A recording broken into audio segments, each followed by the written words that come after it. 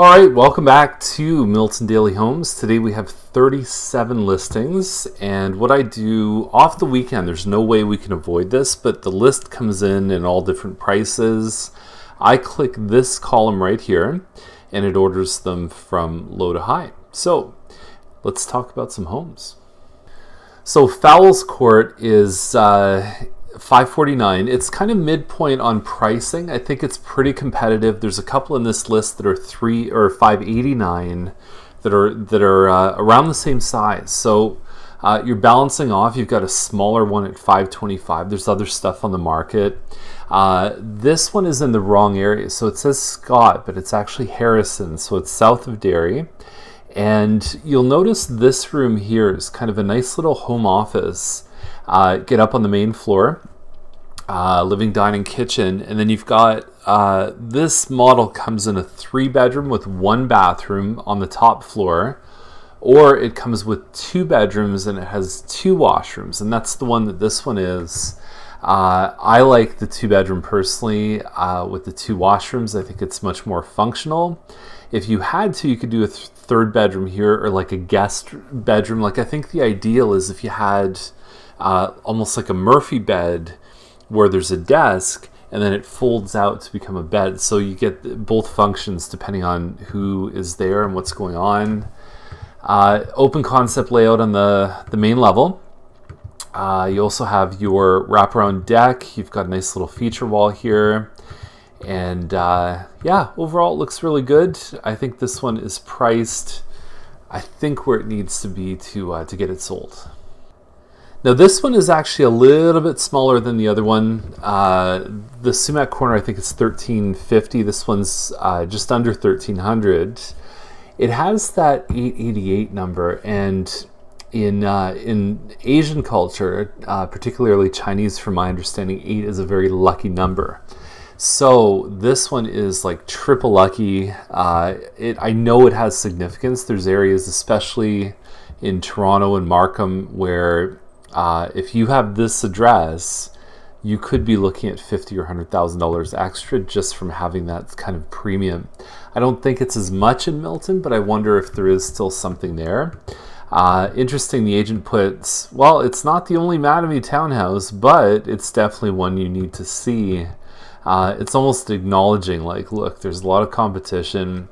I think that kind of weakens the whole argument. It's a great looking home. But I think if you went up to a potential date, picking someone up at the bar, and you said, hey, look, there's a lot of other men, but you got to see this one. I don't know. It just seems kind of weird to me. It's a weird positioning thing. I would just rather kind of, go on its own merits and just say, just get right into it. Here's what we have to offer you versus like, well, there are other people around. It just seems weird. Okay, so next one is Gleason. It's been hanging around for a while, but to find a townhouse with a yard under $600,000, like I've got clients, I just met them a couple days ago, and they're looking under $650,000, and there were times this year where I would have said, ain't gonna happen.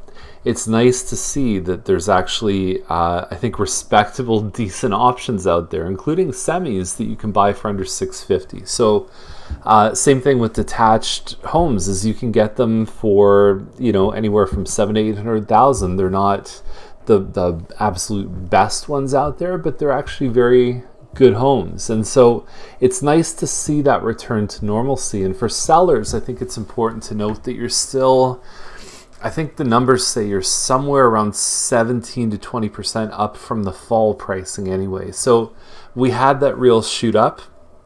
A lot of people feel like they've lost out on that, but you really can't time things like that. We knew it was unsustainable. And the point is now, things are kind of normalized. They're in a good place, I think, for buyers and sellers. So the reason I think this one hasn't sold, and why, I mean, even to find 3 bathrooms for less than $600 is very hard to find. But I think what you have here is you have this family room and you've got a kitchen. You have to kind of walk through the kitchen, and there's not really an eat-in. So everything that happens in terms of living, dining, is all in this one room right here. Normally with this kind of layout, you'll see over to the side there's an eat-in, and then your fridge and everything else is kind of off on this side here. So $5.99 for this one. I think that's why it's not selling. It's just because there's no real dining or breakfast area unless you somehow take this kind of open space and convert it. So 3 bedrooms upstairs. It looks like a good deal to me. It really does. And it's definitely an alternative to some of the stuff in the mid to high fives that you don't even have a backyard. Even this one here on Pringle, $6.99, detached home.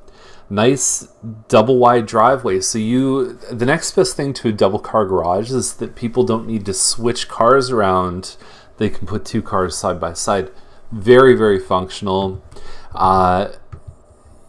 Done a lot of upgrades in here. This home is probably like 1,300 to 1,400 square feet. I think it's called a balsam model.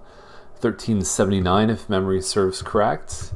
And you got a finished basement, and it's got a cute bar, and it's just looks nice. You know, like you've got, even you can see things like the laundry. It looks like it's raised up. There's a cabinet that's been built here, little built-in shelves. So there was thought that was put into this home, a lot of care in the backyard, and I believe it backs onto the school property behind. So potentially you don't have any neighbors behind. I mean, you know, maybe school.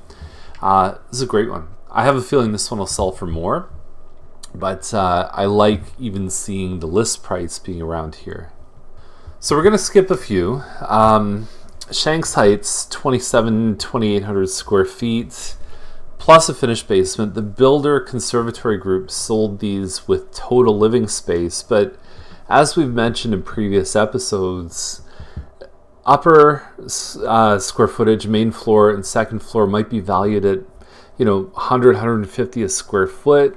Your basement might be valued at anywhere between $25 and $50 a square foot. So I think that the total living space is one of those ones where, not all living spaces are created equal in terms of value. It's okay inside, but it's not worth 1.2. And these kind of cherry cabinets, they're not a big draw for buyers. Regular countertops, like you got to be super sexy in this range. There's another one in this list on Boughton that crushes this one on size, absolutely demolishes it on finishes. And you're talking about just like less than $100,000 difference. I don't know. To me, I just don't see it at all. Here's the other thing. That sliding door is super tight. I'm 6'4" and I hit my head walking out of the door, which is why I would never buy from this builder. So Fowles Court, same thing. I mean, I'm just shaking my head at this price going, okay, so 5,700 square feet of luxury living space. So you're close to 4,000 square feet, I guess. Professionally, 1,700 square feet finished basement. I just don't see it. So you're basically getting same thing, Boughton plus a little bit more square footage. Add the premium on for the green space on this one versus Boughton, and it's still, the math doesn't add up. Like it just, I don't know. Like I don't think 1.75 is anywhere near where they need to be to sell this home. I think it's just going to sit. And last up we have Appleby, which I like something that they put in the comments, and a lot of people don't realize that they need this until after they move in. So country, everyone loves the trees and everything else. Then usually the next thing they go through is to say, okay, am I okay with well and septic and all the different, even heating. This one's on propane heat. There's a lot of oil heat in the country. Then they kind of, usually proceed. And then often if the agent doesn't do a lot of work in the country, they're going to try, the new owner is going to try and set up internet. And then they're going to find out that it sucks and they need internet. So this one says that they have business level high-speed internet. I would definitely verify that, but that is one of the things in the country, and we know how important internet is to get like a 3G signal or something that a lot of country properties have. It's not good enough for most people. So this one's very, very close to town, right? Like you're driving in, you're hitting urban Milton probably in less than, I would say, between 5 and 10 minutes tops. That is great. Okay, so 1.795. You've got 3 acres. You've got a tennis court here. Kitchen's okay, right? I mean, it's not anything to kind of write home about, but it has some country charm. I look at this and say, a couple little things I'd tweak, but the basic elements are there. And yeah, it's got some character. Great looking pool. You've got a nice little outdoor kitchen here. That is a clay roof, right? So it's got lots of life on it. I don't know if that's a tower or what that is.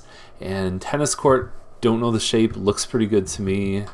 But this is a very sophisticated, kind of gentlemanly estate. But I like that it's close to town. That's going to continue to hold value no matter what happens in the future. To me, one of the worst things about country living is you go, oh man, I forgot the barbecue sauce, and you got to go and you got to drive 40 minutes to go pick up something that you missed at the grocery store. That won't happen with something like this. Alrighty, so that's the list, and that's all. We'll see you tomorrow with more Milton Daily Homes.